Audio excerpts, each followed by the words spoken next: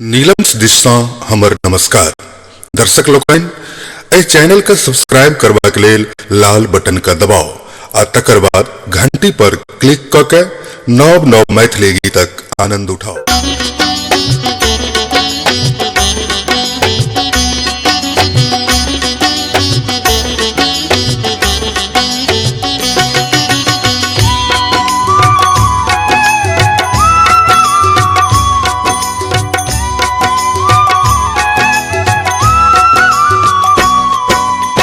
माय हमर ने दोसर क्यों हम ककरा कहबै। माय हमर ने दोसर क्यों हम ककरा कहबै। केवल आस अही टा छी हम ककरा कहबै। केवल आस अही टा छी हम ककरा कहबै। माय हमर ने दोसर क्यों हम ककरा कहबै। माय हमर ने दोसर क्यों हम ककरा कहबै।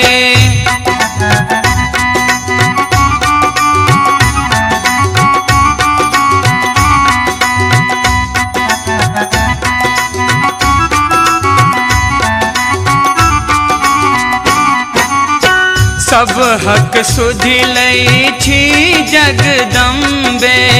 हमरा किए बिसरलौं अम्बे। सब हक सुधि लै छी जगदम्बे। हमरा किए बिसरलौं अम्बे। बकले लो छी बेके हम ककरा कहबै। बकले लो छी बेके हम ककरा कहबै। माय हमर ने दोसर क्यों हम ककरा कहबै। माय हमर ने दोसर क्यों हम ककरा कहबै।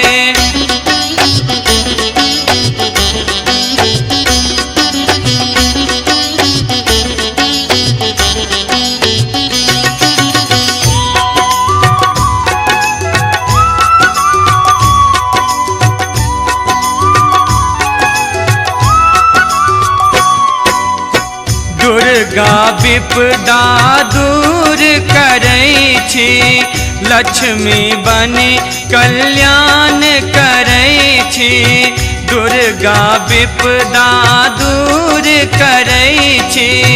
लक्ष्मी बनी कल्याण करै छी। दुख हमरो माँ दूर करू हम ककरा कहबै। दुख हमरो माँ दूर करू हम ककरा कहबै। माय हमर ने दोसर क्यों हम ककरा कहबै। माय हमर ने दोसर क्यों हम ककरा कहबै।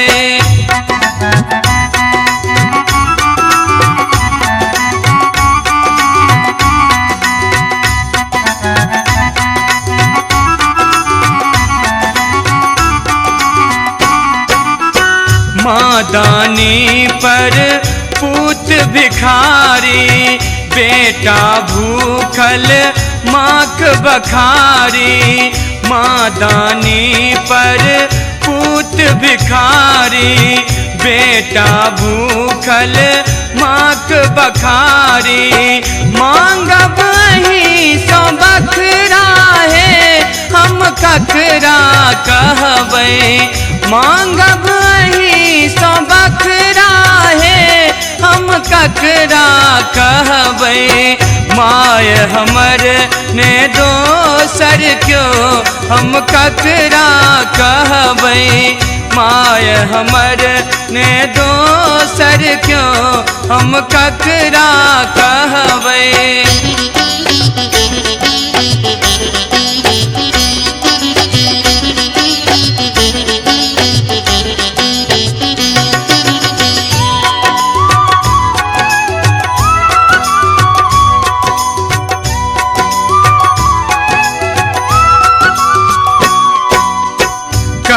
कष्टक फेरी दूर करू माँ, दया करू हे दयामयी माँ। कष्टक फेरी दूर करू माँ, दया करू हे दयामयी माँ। शरणागत हम तोरे हैं, हम ककरा कहबै। शरणागत हम तोरे हैं, हम ककरा कहबै।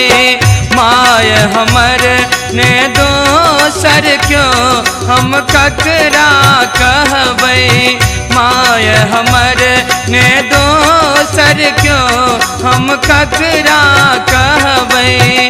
माय हमर ने दोसर क्यों, हम ककरा कहबै। माय हमर ने दोसर क्यों, हम ककरा कहबै।